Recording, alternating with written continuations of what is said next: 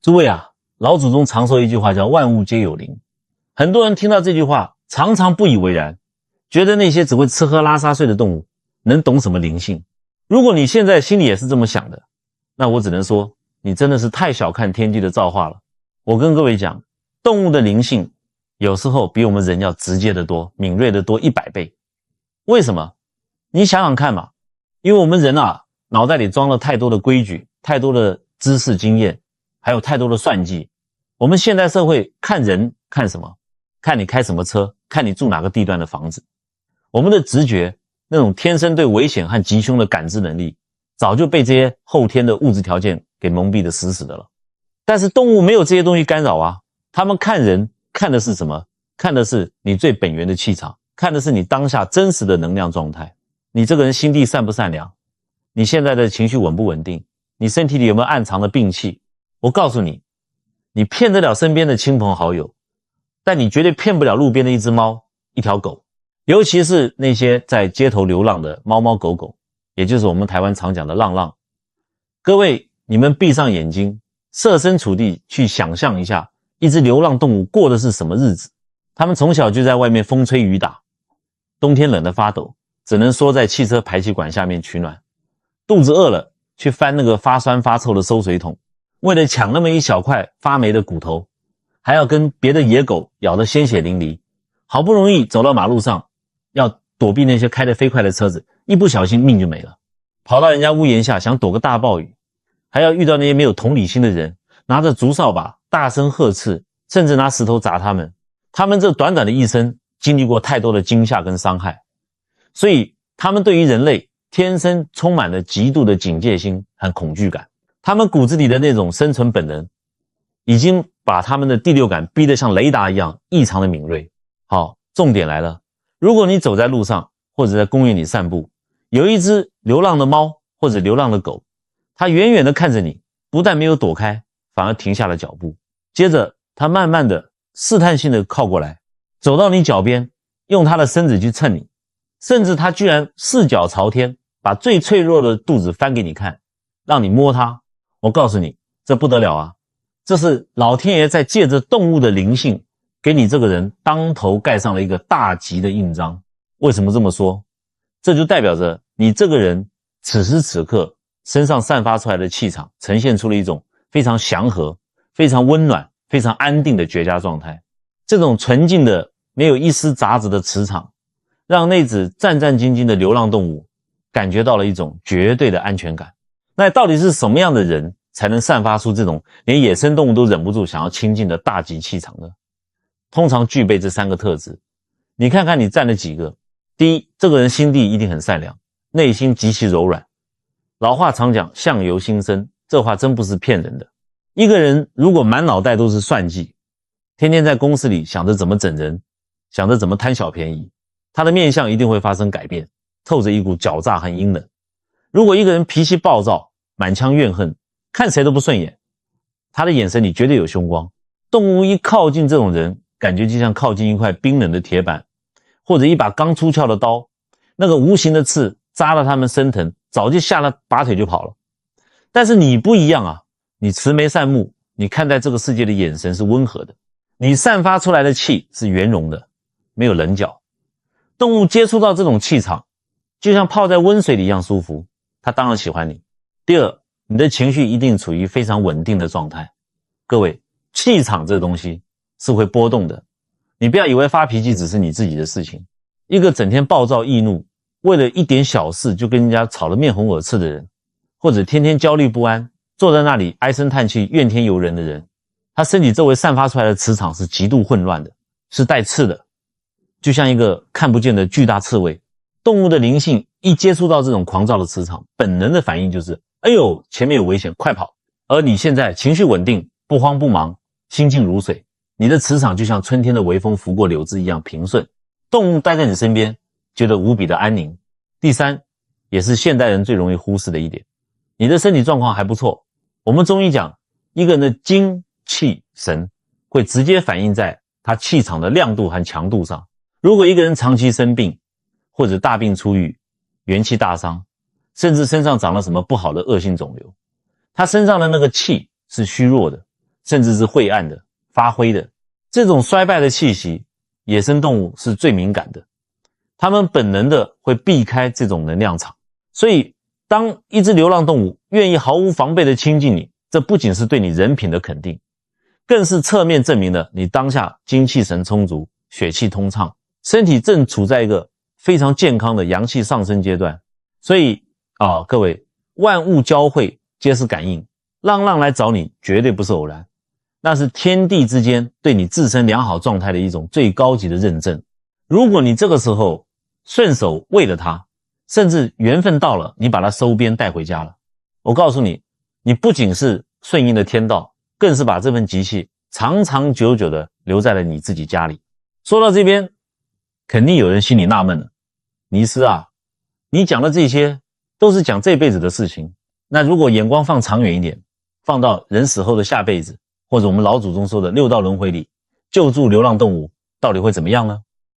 问得好，这就触及到我们今天真正的核心天机了。我们把时间倒回2500多年前，那是佛陀还在世的时候，佛经里有这么一段记载，说当时在舍卫国有一位尊者叫阿难。阿难是谁？那是佛陀身边记忆力最好最聪明的弟子。有一天，阿难进城去托钵化缘，路过一户有钱人家，这家的老先生名叫善财。这位善财长者有个什么特殊的习惯呢？他每天都在自己家大门前摆上好几盆干净的清水，还有丰盛的食物，专门等着城里那些无家可归的流浪狗来吃。日复一日，整整坚持了3年，风雨无阻。阿难这年轻人聪明绝顶啊，他端着钵站在旁边看了一会儿，心里就开始犯嘀咕了。我们出家人修大乘佛法，讲究救度世人，这功德我懂，可这位善财长者天天花这么多心思去救这些投胎成了畜生的流浪狗，这在老天爷的因果账本上到底能算几分功德？这跟去救济穷苦人家相比，业报是一样的吗？阿难心里憋不住话，一回到精舍，扑通一下跪在佛陀面前，恭恭敬敬地把这个疑问给道了出来。这个问题一抛出来，在场的其他高僧大比丘们也全都停下了手边的工作，竖起耳朵来听。为什么？因为阿难问出了在座所有人心里的疑惑。佛陀听完阿难的疑问，没有生气，而是微微一笑，那眼神里充满了无尽的没有分别的慈悲。佛陀看着阿难，声音极其柔和，但每一个字都重如千钧。你这个问题问得太好了，你们是不是都以为救助畜生是一件微不足道的小事？你可知道，只要是发自内心的不带任何贪求的纯净慈悲，救助畜生道的众生，他的业力果报不仅极大，而且在因果轮回里还有着极其特殊的地方。看大家都惊呆了，面面相觑。佛陀接着说，来，我先给你们讲个故事吧。很久很久以前，在某个不可考的时代，有一位太子名叫摩诃萨朵。这位太子生来就跟别人不一样，他不贪恋皇宫里的荣华富贵，也不喜欢权力斗争，他早早的就跑到深山老林里去修行了。有一天，太子在山里走着走着，突然听到一阵极其微弱凄厉的哀嚎声。他扒开1人多高的杂草和树丛一看，哎呀，我的老天爷啊，是一只母老虎，带着7只刚出生没几天的小老虎。这只母老虎啊，大概是受了伤又遇到饥荒，已经饿了几天几夜了，一滴奶水都挤不出来了。它瘦得像一张皮盖在骨头架上，倒在地上，眼看气若游丝，就要咽气了。而那7只毛茸茸的小老虎饿得嗷嗷直叫，闭着眼睛拼命地拱着母老虎干瘪的肚子，想找口奶吃。但这还不是最可怕的，更可怕的是什么？母老虎饿得发疯了。动物的生存本能彻底压倒了母性。母老虎艰难地抬起头，眼睛里冒着幽幽的绿光，正死死地盯着自己生下的小老虎。它的嘴巴张开，口水顺着獠牙滴下来。为了活下去，它马上下一秒就要一口咬下去，吃掉自己的亲生骨肉了。诸位，你们闭上眼睛想象一下那个画面，惨不惨？不管那是人还是老虎，那是一个母亲要活生生吃掉自己孩子的地狱景象啊！太子摩诃萨朵看到这一幕，心里猛地一抽，就像被人狠狠捅了一刀。他的胸腔里瞬间涌起了一股巨大的根本控制不住的悲悯之心。在那一瞬间，太子脑袋里有没有想，哎呀，这是老虎，老虎长大了要吃人的，是个祸害，死就死算了吧。没有，他有没有嫌弃畜生的命贱不值得我去救？没有，太子的脑袋里一片空白，只有一个极其纯粹的念头，不能让这8条活生生的命就这么没了，更不能让母亲吃掉孩子，这种违背天道的人间惨剧在我眼前发生。可是四下里荒山野岭，连半个人影都没有，去哪弄一大块肉给老虎吃啊？就在母老虎张开血盆大口准备咬向小老虎的千钧一发之际，太子做了一个惊天动地震破法界的决定。他脱下身上的衣服，走到悬崖边，纵身一跃，砰的一声，直接跳到了那只恶虎的面前。母老虎饿得连咬人的力气都没了，只是喘着粗气看着他。太子一看不行，老虎没力气下口，他毫不犹豫地折断旁边一根锋利的干竹枝，对准自己的身体狠狠地刺了下去，鲜血瞬间狂飙出来。太子忍着剧痛，把沾满鲜血散发着热气的身体主动送到了母老虎的嘴边。母老虎闻到了血腥味，求生的本能被唤醒，舔舐着太子的鲜血，咬下了太子的血肉。老虎喝了太子的血，吃了太子的肉，慢慢的绝处逢生，活过来了。那7只小老虎也因为母亲有了奶水保住了命，8条鲜活的生命因为太子粉身碎骨的舍身全部得救了。听到这里，整个精舍里连一根针掉在地上都听得见。阿难尊者吓得脸都白了，浑身发抖，声音颤抖地问：世尊，这位大慈大悲的太子他后来怎么样了？佛陀极其平静地坐在法座上，看着阿难，一字一句如同洪钟大吕一般说道：阿难，那位舍身喂虎的摩诃萨埵太子不是别人，正是我的前世。轰！整个精舍里瞬间鸦雀无声，随后爆发出一阵不可思议的惊叹。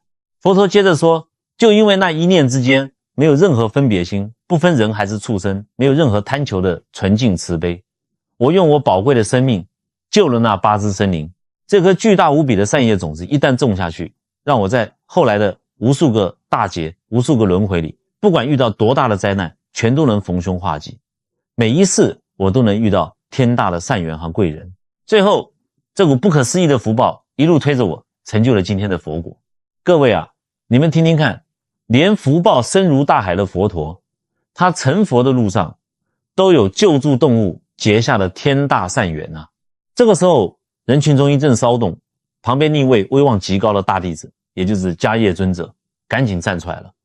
他问了一个跟我们今天所有人息息相关的问题：世尊，您的境界太高了，我们凡人比不了，我们做不到跳崖喂老虎。那如果在我们现在的世间有那么一些普通民众，他们虽然不能舍身，但他们愿意花自己的钱，花自己的时间，甚至不怕麻烦去认养那些无家可归的浪猫浪狗，那这些人他们下辈子到底会得到什么样的果报呢？佛陀看着迦叶和在场的众人，慢慢的说：迦叶啊，这其中的道理深奥极了。当一个人以纯净慈悲心去救助流浪动物的时候，会在3个层面上产生极其不可思议的业力果报。什么是纯净慈悲心？用我们最白话的讲法，就是犯傻。你走在路上，看到一只流浪猫被车撞了，腿瘸了，在路边流血，你当时根本没有想，哎呀，我救了它，明天我打牌会不会赢钱，我下辈子能不能投胎做个大老板。你脑袋里完全没有这些乱七八糟的念头，你只是单纯的觉得，天哪，它好痛，它好可怜，它也是一条命啊。然后你二话不说，脱下外套把它一裹，赶紧往动物医院跑，花了自己的钱给它治病，然后带回家给它一个窝。各位，当你做到这一步，不去计较得失，不求任何回报的时候，你就是在行菩萨道。你这个简单的动作，在宇宙的能量场里爆发出来的正能量是无穷无尽的。这就是为什么佛陀说这会在3个层面产生业报。那么到底是哪3个层面的果报呢？那些心善的人到底在现世和来世能得到老天爷什么样的后代？佛陀伸出一根手指，看着大家说，这第一层面就是最直接的善业果报。救助流浪动物的人，因为保护了生命，会在现世和来世得到长寿健康的果报。这些人不仅寿命绵长，而且在每一世中都会遇到贵人相助，正如他们曾经做过那些无助生命的贵人一样。阿难一听，恍然大悟，连连点头说：护生得长寿，施恩得恩报，这个道理弟子明白了。各位，阿难是明白了，但你们听明白了吗？我估计很多人听到这里心里又要犯嘀咕了。尼斯啊，你讲佛经我信，可这听起来也太玄了吧。我在路边捡条流浪狗喂几口饭，它就能保佑我，这不符合科学啊。来，今天我就用老祖宗的五行八卦和中医理论，给你们把这个玄机彻彻底底的戳破。中医讲究什么？讲究阴阳五行。这五行里面代表生命、生机和生长的是哪一个？是木。春天的树木破土而出，生机勃勃，这就叫生发之气。一个人为什么会生重病？为什么会倒霉？在中医和命理看来，就是你身上的木气被克制了，你的生发之气枯竭了，变成了死水一潭，朽木一根。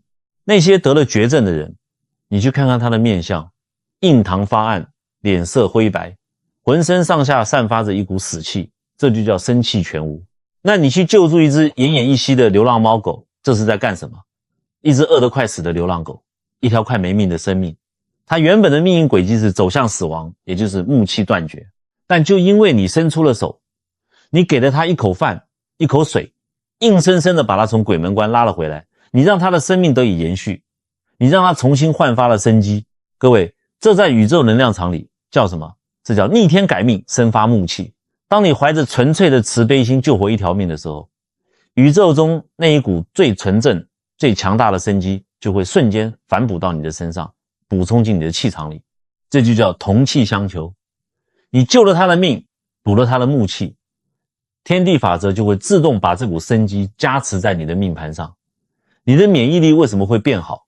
因为你的生命能量被这股生生不息的气场给激活了。我就给你们讲一个我当年在台湾亲自看过的真真实实的医案。大约20多年前，有位老先生叫陈阿伯，当年65岁。陈阿伯命苦啊，早年丧妻，一个人把儿子拉扯大，结果儿子去了美国定居，几年也不回来一趟。他孤苦伶仃的一个人住在台北近郊的老宅子里。更惨的是，那年年初，陈阿伯觉得肚子痛，去医院一查，肝癌晚期。医生拿着片子摇了摇头，拍拍他的肩膀说：陈阿伯啊，想吃点什么就吃点什么吧，没必要受开刀化疗那个罪了，大概还有半年的时间，回家好好休养吧。这话什么意思？这就是判死刑啦。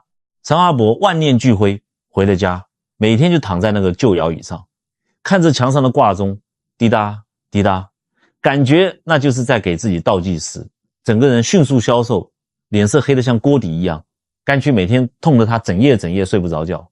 用我们中医的话说，他命盘里的木气已经彻底烂透了，就等着咽那最后一口气了。结果有一天的半夜，外面刮台风，下着倾盆大雨，陈阿伯在床上痛得翻来覆去，突然听到自家后院那个废弃的柴房里传来一阵极其微弱的喵喵声。这要是平时他绝对不管，但那天晚上他想着自己也是个快要走到尽头的人了，心里突然生出一股同病相怜的心酸。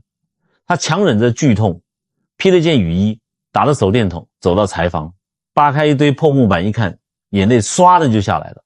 一只浑身湿透满身是泥的母猫，大腿上还有一道深深的口子，正在流血。母猫的肚皮底下紧紧护着4只像小老鼠一样大，连眼睛都没睁开的小奶猫。母猫冻得直打冷颤，连叫的力气都没有了，只是绝望地看着陈阿伯。陈阿伯当时心里的那个大悲心啊，瞬间就涌上来了。他想，我都半只脚踏进棺材了，可这几个小生命才刚来到这世上啊，我不能看着他们死。他二话不说，把母猫和小猫全都抱进了自己的卧室，拿吹风机给他们吹干，又去厨房翻出一点羊奶粉，用温水泡开，拿个小针管一滴一滴的喂给小猫吃，又找出家里的优点，给母猫清理伤口。那天晚上，陈阿伯忙活了整整3个多小时。等他安顿好这5只猫，躺回床上的时候，天都快亮了。奇怪的是，那天晚上他的肝脏竟然没有那么痛了。他踏踏实实的睡了几个月来的第一个好觉。从那以后，陈阿伯的生活完全变了。他每天早上第一件事不是等死，而是赶紧爬起来给猫喂食、清猫砂。小猫一天天长大，睁开了眼睛，开始在屋子里跑来跑去，上蹿下跳。母猫的伤也好了，每天趴在他的腿上呼噜呼噜的打转。陈阿伯每天看着这几只活蹦乱跳的小家伙，原本死灰一样的脸上开始有了笑容。他得去菜市场买鱼买肉，他得陪猫玩，他忙得根本没有时间去想死这回事。各位，你们知道中医里是怎么讲的吗？肝属木，主疏泄，在志为怒。一个人如果整天抑郁等死，肝气就彻底郁结了，肿瘤就长得飞快。但是喜胜悲，当你心里有了牵挂，有了快乐，有了对生命的渴望时，你郁结的肝气就被打通了。那几只小猫身上那种纯净的蓬勃的生命力，每天都在屋子里流转，每天都在滋养着陈阿伯的气场。半年过去了，陈阿伯不但没死，反而觉得精神越来越好，饭量也大增，脸色也红润了。他儿子从美国打电话回来，本来准备回来办丧事的，结果听老爸在电话里中气十足的骂他，办什么丧事，我忙着给猫搭猫跳台呢，没空理你。后来陈阿伯被儿子强拉着又去了一趟医院复查，那个当初给他下死亡通知书的主治医生看着最新的电脑断层片子，下巴都快掉到地上了，肿瘤不但没有扩散，反而钙化缩小了。医生直呼奇迹，这绝对是医学奇迹。陈阿伯活到了多少岁呢？活到了88岁，无疾而终。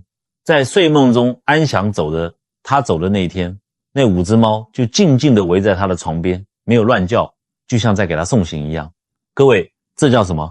这就是佛陀说的护身得长寿啊！你以为陈阿伯是在救猫吗？错，那是老天爷借的台风天派了那5只猫来救他的命啊！你救助流浪动物，就是在给自己的生命银行里存生机。你给出去的生机越多，你未来的寿命就越长，你的身体就越硬朗。那些长寿的老人，你去看看，往往都是心底极其善良，连只蚂蚁都不忍心踩死的人。这不是迷信，这是宇宙间最讲道理的能量守恒。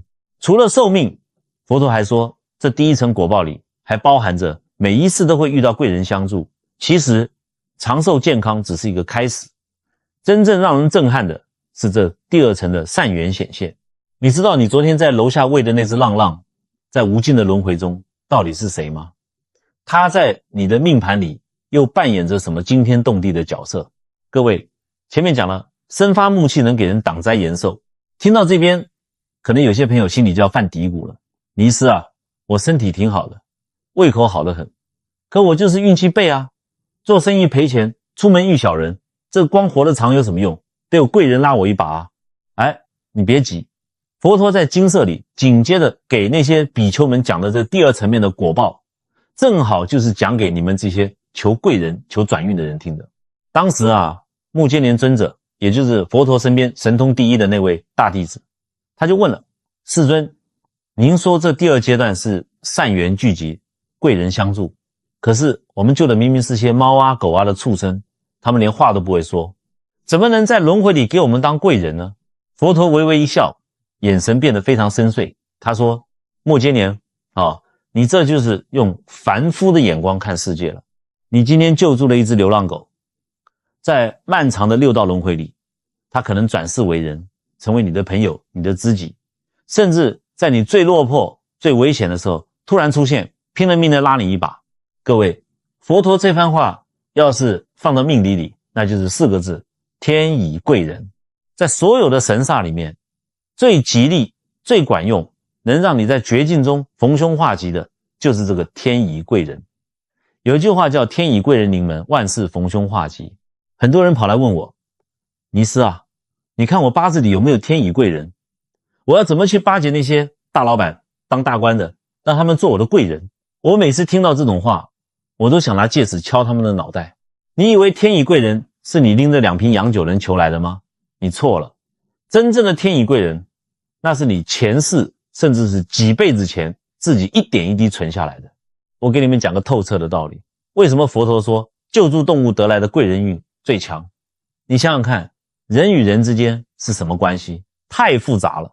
你今天借给亲戚10万块，指望他感恩，结果呢，他可能觉得你那么有钱才借10万，真小气，不仅不感恩，还在背后骂你。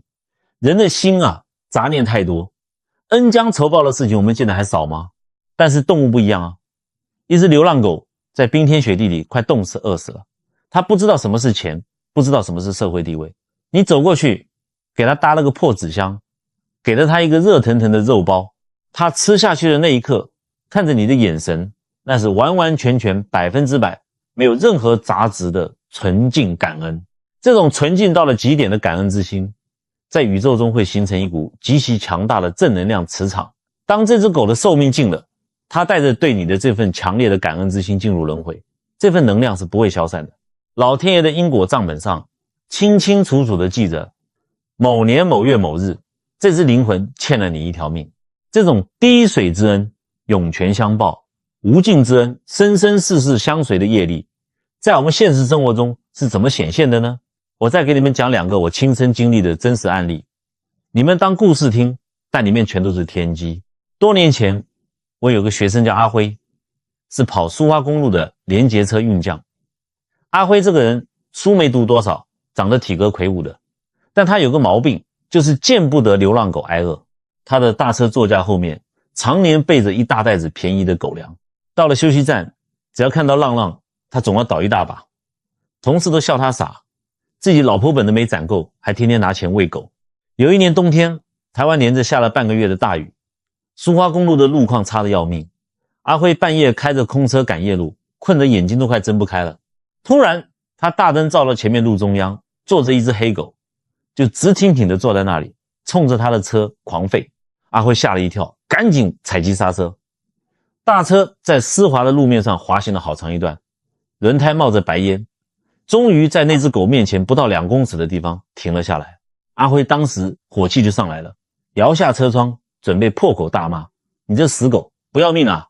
他那句脏话还没骂出口，突然听到前面轰隆一声巨响，感觉整个地都在摇。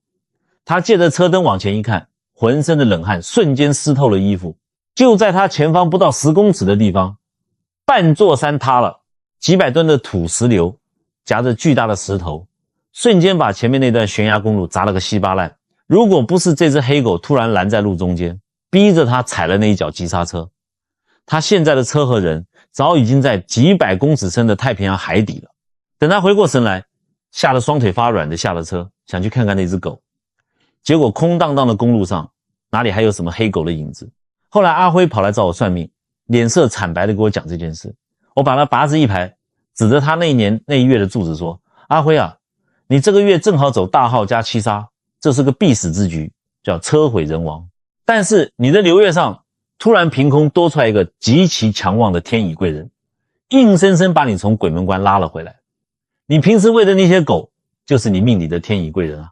这是现世报，当世结缘，当世救命。各位，这只是在动物道的显现，还有更神奇的是跨越轮回的显现。我以前在硅谷看风水的时候，认识一个做电子元件的大老板，资产上亿。有一次吃饭，他跟我感慨说，他早年创业的时候那是惨得不能再惨，资金链断了，合伙人跑了，讨债的天天堵在他家门口。他当时连遗书都写好了，准备从楼上跳下去一了百了。结果就在那天下午，一个从来没打过交道，只是在某次酒会上见过一面的投资界大佬，突然主动给他打了个电话，约他喝了杯茶，聊了不到半小时。这位大佬直接拍板给他注资了3000万，连抵押都没要。这位老板当时就懵了，问那个大佬，您为什么这么信任我？我们非亲非故的。你们猜那个大佬怎么说？那个大佬笑着摸了摸后脑勺，说，我也不知道为什么，我那天在酒会上看你躲在角落里喝闷酒，那个孤立无援的眼神，哎呀，我心里突然就猛地抽痛了一下，就像我小时候养的那条老狗看我的那种眼神。我就是觉得我不帮你一把，我这一辈子心里都不安宁。就因为这一句话，3000万砸下来把这老板救活了，这才有了后来的亿万身家。各位，你们真以为那大佬是钱多烧的吗？你们真以为这只是运气好吗？我当时在心里暗暗算了一下这老板的因果，我敢说在几百年前的某一个前世里，这老板绝对救我一条命。也许他是个穷书生，在大雪天把自己仅有的半个馒头喂给了一条快要饿死的流浪狗。也许他是个樵夫，从猎人的陷阱里放走了一只受伤的狐狸，那只动物感激涕零地死去了。经过了几百年的轮回，那只动物转世成了一个大富大贵的人。而在这一世，当这个老板走投无路的时候，当年那股深埋在灵魂深处的纯净善缘被触发了。那位大佬看到他眼神的一瞬间，就是灵魂深处的记忆被唤醒了。他不知道为什么想帮他，这就是因果法则在背后推波助澜。老天爷安排这位天乙贵人准时出现在他的命盘里，把几百年前欠下的那条命，那份恩情连本带利的还给了他。这就叫以一饭之恩涌泉相报，以无心之善终身难忘。所以啊，各位，你今天出门看到社区里那只流浪猫，你以为你给它买的只是一个肉罐头吗？不是，你那是在老天爷的生死簿上，给你自己的来世或者给你子孙后代的命盘里存下了一个千万级别的天乙贵人，这买卖划算的不能再划算了。可是说到这里，佛陀的开示并没有结束，长寿健康贵人相助，这还只是肉体凡胎的福报。佛陀接下来要讲的第三阶段的显现，那才是真正惊天地泣鬼神的终极天机，它直接关系到你这个人的灵魂能不能彻底跳出这个苦难的轮回。当一个人长期无条件的救助这些流浪动物，他的灵魂深处，也就是佛家说的阿赖耶识里，到底会种下一棵什么样的摇钱树和菩提子？佛陀当时在精舍里，眼中闪过极其深邃的智慧光芒，他告诉所有的弟子，这第三个层面的果报才是最殊胜最不可思议的。佛陀原话是怎么说的呢？他说，长期救助流浪动物的人，他的慈悲心会不断增长，逐渐净化内心的贪嗔痴三毒。这种无分别的大慈悲会在阿赖耶识中种下菩提种子，当慈悲心达到圆满时，就是觉悟之时。哎呦，这几句话听起来是不是有点头晕，满脑子都是佛学名词？没关系，我今天就给你们翻译成大白话。什么叫阿赖耶识？你们别被这四个字吓住，用我们现代人能听懂的话来说，它就是你灵魂深处带的一张超级无敌大容量的记忆卡。我们人这辈子结束了，肉身烧成灰了，房子、车子、金银财宝你一样都带不走，但是你这辈子干过的好事，做过的缺德事，起过的善念恶念，全都自动保存在这张灵魂记忆卡里。等你下辈子投胎的时候，这张卡就跟着你走。很多人命苦，为什么？因为他的记忆卡里存的全是贪婪、嫉妒、抱怨、仇恨，这就是佛家说的贪嗔痴三毒。带着这种病毒投胎，你能有好日子过吗？你生下来就一身的戾气，看谁都不顺眼，好运气也全被你吓跑了。但是当你能够长年累月不求回报地去喂养、去救助那些脏兮兮的流浪猫狗时，你在干什么？你是在对一个完全不可能给你任何物质回报的低等生灵散发你最纯粹的爱。这种爱没有条件，没有分别。每当你发一次这种纯净的慈悲心，你就是在给你那张灵魂记忆卡进行一次强力扫毒。你不仅杀掉了自私自利的病毒，你还在里面种下了一颗菩提种子。什么叫菩提种子？那不仅是让你生生世世不缺钱花的摇钱树，更是让你在未来某一生彻底开悟成佛做主的通天梯啊！表面上看你是在救动物，实际上你是在拿它们当镜子，洗干净你自己的灵魂。讲到这里，很多长辈朋友可能听得热血沸腾，恨不得马上下楼去捡几只浪浪回家收编。但是别急，修行路上哪有那么一帆风顺的？在现实生活里，在救助动物的过程中，你们肯定会遇到一堆鸟事跟烦心事。当年佛陀讲完这三大果报，底下的那些尊者大弟子们就跟我们现在的普通人一样，抛出了好几个极度尖锐、极度现实的问题。我今天结合我算命、看风水遇到的真实案例，给你们好好的、犀利的破一破这些迷思。第一个迷思，尼斯啊，我听老一辈的人讲，黑猫阴气重，不吉利，半夜看到会招阴。还有那种4个脚爪是白色的狗，人家叫穿白袜或者白木狗，说是会带衰主人，甚至克死家里人。我看到这种流浪猫狗，心里想救，但又怕衰神附体，这到底能不能救啊？我听到这种话，真的是气到要拍桌子，这简直是无知到了极点，颠倒是非。当年在精舍里，也有弟子问过佛陀类似的问题，说某些长相奇怪、带有残缺的畜生，是不是不祥之物？佛陀怎么说？佛陀说，众生平等，慈悲何来分别相？什么叫分别相？你觉得这只狗品种名贵，长得可爱，你就去救它；那只猫毛色全黑，长得不讨喜，你就觉得它晦气，不管它。这根本不叫慈悲，这叫你的虚荣心和自私心在作祟。我们再用老祖宗的阴阳五行来破一破这个邪说。你们想想看，黑是什么颜色？在五行里面，黑色属水，水主什么？水主财啊。古代真正懂风水的大户人家，甚至是衙门里专门喜欢养纯黑的猫狗来镇宅辟邪。为什么？因为黑猫黑狗的能量场极其纯粹，他们的直觉极度敏锐，专克那些不干净的阴邪之物。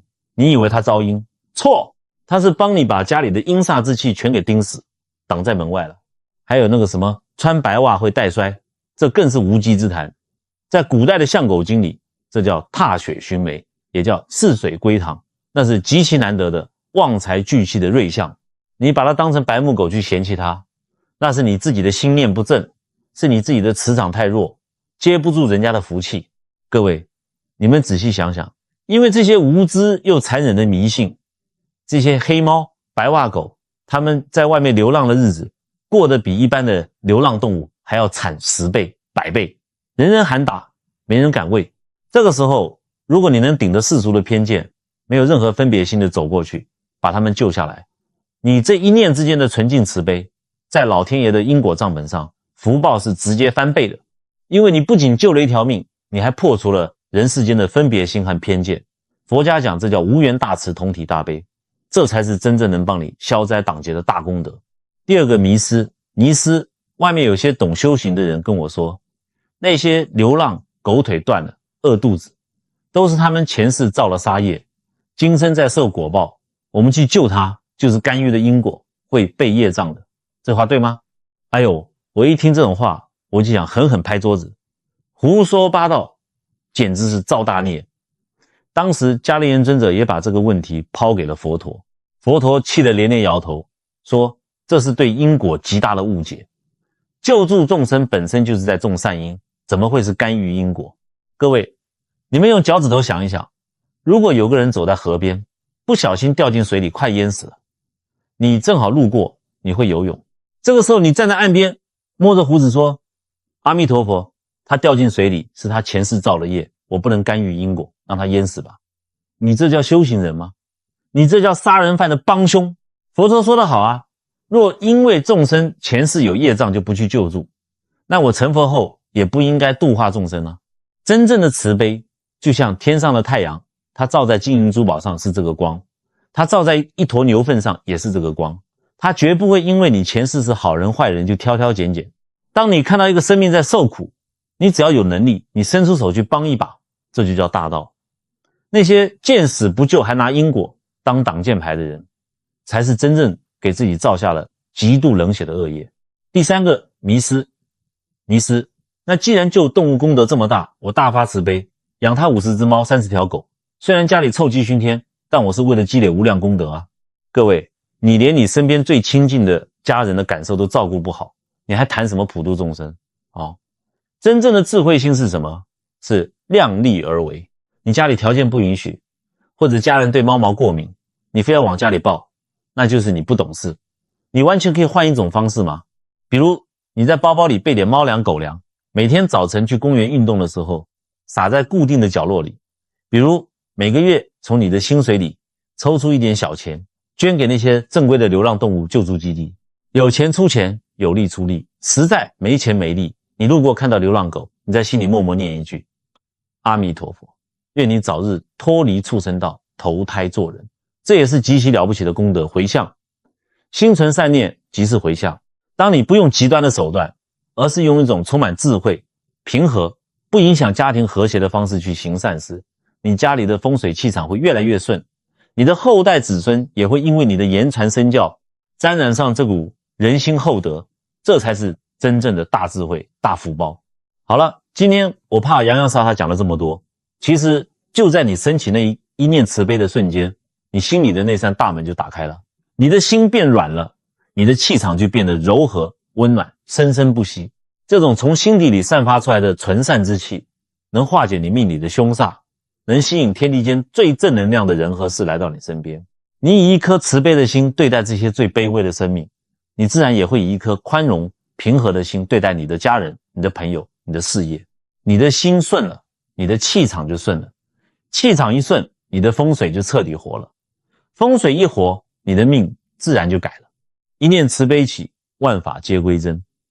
救助流浪动物，表面上看是你给了他们一条活路，但实际上是他们用自己苦难的生命来度化你那颗蒙尘的心啊，他们才是老天爷派来测试你、成就你的菩萨。好了，今天就讲到这边。今天你们能够耐着性子听这么多，我敢断言，你们的骨子里都藏着极深的善根。最后，我邀请大家在留言区里留下一句善言，或者一句祈福的话。